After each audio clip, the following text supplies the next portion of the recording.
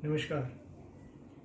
बांग्लादेश में जो हो रहा है पिछले 3 दिन से नई बात नहीं है।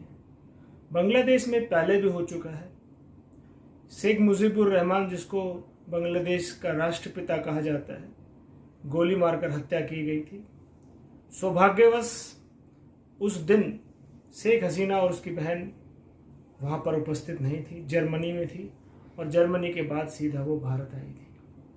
भारत में निर्वासित जीवन जीने के बाद वो फिर से बांग्लादेश गई और चुनाव में हिस्सा लिया, और 15 साल से शेख हसीना भारत के संबंध मजबूत करते हुए बांग्लादेश की प्रधानमंत्री थी। तो ऐसा क्या हो गया अचानक कि आर्मी ने उनको 45 मिनट के अंदर अपना बोरे बिस्तर बांधकर बाहर फेंकने पर मजबूर कर दिया, अपने हेलीकॉप्टर दिया और भारत में शरण उनको लेनी पड़ी। मैं आपको थोड़ा सा बैकग्राउंड में लेकर चलता हूं। ये चुनाव होने से पूर्व अमेरिका ने ऑपरेशन रिजिम चेंज चलाया था, और अमेरिका चाहता था कि शेख हसीना वहां से हार जाए और कट्टरपंथी वहां पर आ जाए। परंतु भारत के सहयोग से अमेरिका के इस प्लान को फेल कर दिया। तो अमेरिका, चीन, आईएसआई, आप चाहे इसको कुछ भी कहें, अलग अलग कहें, लेकिन आपको सीनो वहावी और अमेरिका का जो गठजोड़ है वो यहाँ पर दिखाई देगा। अमेरिका चाहे कितनी भी गालियां दे चाइना को, लेकिन चाइना, अमेरिका और आईएसआई ये तीनों एक ही नाव में सवार हैं। ये पिछले 3 दिन से सिद्ध हो गया है कि तीनों एक ही तरह से काम करते हैं और एक दूसरे के लिए काम करते हैं। जब ऑपरेशन रिजिम चेंज चलाया गया तो भारत ने इंटरवीन करके शेख हसीना की सरकार को बचाया, और शेख हसीना की तीसरी बार सरकार बनी, 5वीं बार सरकार बनी। और इस सारी घटनाक्रम को देखते उसके बाद से धरने प्रदर्शन बंद नहीं हुए, हिंसा चलती रही, छुटपुट घटनाएं चलती रही। और इस बार बहाना बनाया गया कि आरक्षण के नाम पर, जिस आरक्षण को सुप्रीम कोर्ट बांग्लादेश के ने लागू किया था और सुप्रीम कोर्ट बांग्लादेश ने स्ट्राइक डाउन कर दिया, उसके ऊपर शेख हसीना की सरकार चली जाए, यानी शेख हसीना को निर्वासित कर दिया जाए और इस तरह के तांडव शुरू किया जाए। ये तो एक मुखौटा है जो पूरी दुनिया को दिखाने के लिए पहना गया।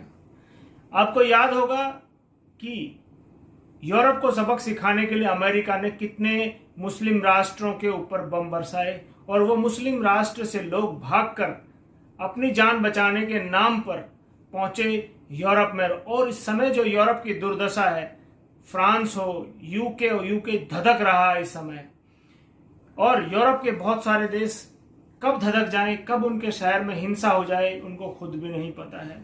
वो सिर्फ और सिर्फ एक चीज है। मैं अपने पिछले कई वक्तव्यों में कह चुका हूं कि इस्लाम में, अब मैं मुद्दे की बात करता हूं, ये सारी बातें जो दुनिया को दिखाई देती हैं, परंतु इसके ऊपर चर्चा किसी मीडिया में नहीं हो रही है। इस्लाम में हर व्यक्ति एक कॉम्बैट सोल्जर है, यानी एक लड़ाकू सैनिक है। उसकी गिनती एक सैनिक के तौर पर की जाती है, वो स्त्री हो या पुरुष हो। आपने देखा होगा कि जहाज से लटक कर भारत की फिल्मों में बड़े बड़े पठानों की शूरवीरता के गान गाए जा रहे थे इतने सालों से। वो जहाज के पहियों से लटक लटक कर मर रहे थे, वो दूसरे देशों में भाग रहे थे, ऐसे शूरवीर योद्धा।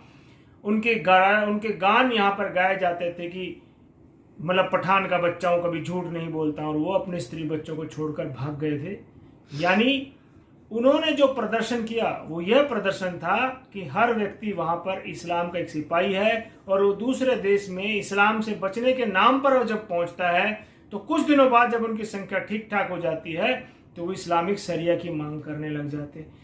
इस समय जो फ्रांस में स्थिति है, इस समय जो यूके में स्थिति, इस समय जो बेल्जियम में स्थिति है, वो आप देखिए किस तरह से वो शेर चल उठते हैं। अभी दंगे चल रहे हैं यूके में, बंद नहीं हुए हैं। इसी टाइम जब वहां यूके में दंगे चल रहे हैं तो यहाँ पर हो गए।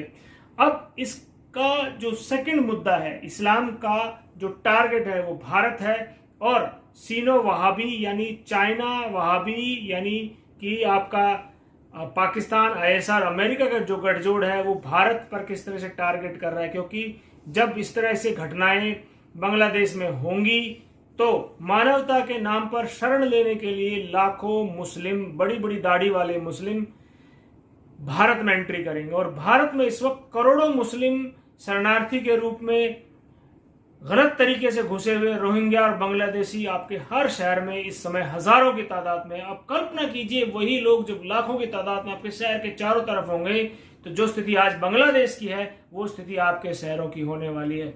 और छोटे छोटे शहरों में जिसकी आबादी 10-5 लाख है और उस आबादी में अगर 2 या 3 लाख बांग्लादेशी रोहिंग्या वहां पहुंच गए तो आप सोचिए स्थिति कितनी भयानक होगी, क्योंकि हिंदू आज लड़ने के लिए तैयार नहीं है।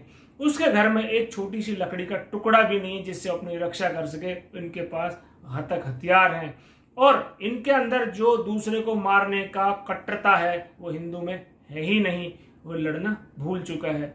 तो यानी जिसके ऊपर मीडिया को बात करनी चाहिए कि जो लाखों शरणार्थी के रूप में मुस्लिम भारत में घुसने वाले हैं, जिसको अमेरिका पाकिस्तान के द्वारा नहीं घुसा पा रहा था क्योंकि वहां पर फौज की डेंसिटी बहुत ज्यादा है, वहां पर फौज है, वहां पर फेंसिंग है, वहां पर पंजाब में पूरा, राजस्थान में पूरा फेंसिंग है। कश्मीर में जैसे ही कोई घुसने के प्रयास करता है भारतीय फौज उसको गोली का शिकार बना देती है।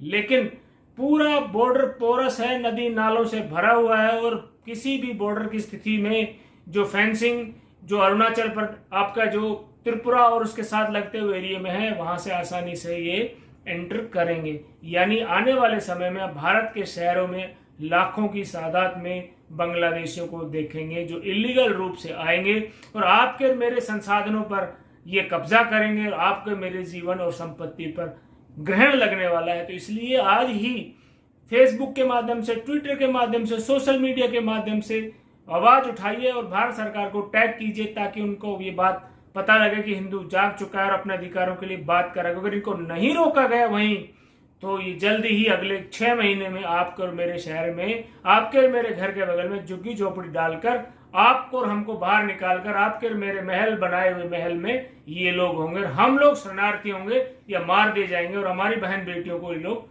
उठा ले जाएंगे। जो अभी स्थिति देश में है वो आपके और मेरे शहर में होने वाली है। सावधान हो जाइए और इस वीडियो को ज्यादा से ज्यादा लोगों तक शेयर कीजिए ताकि ज्यादा लोगों तक ये पहुंच सके।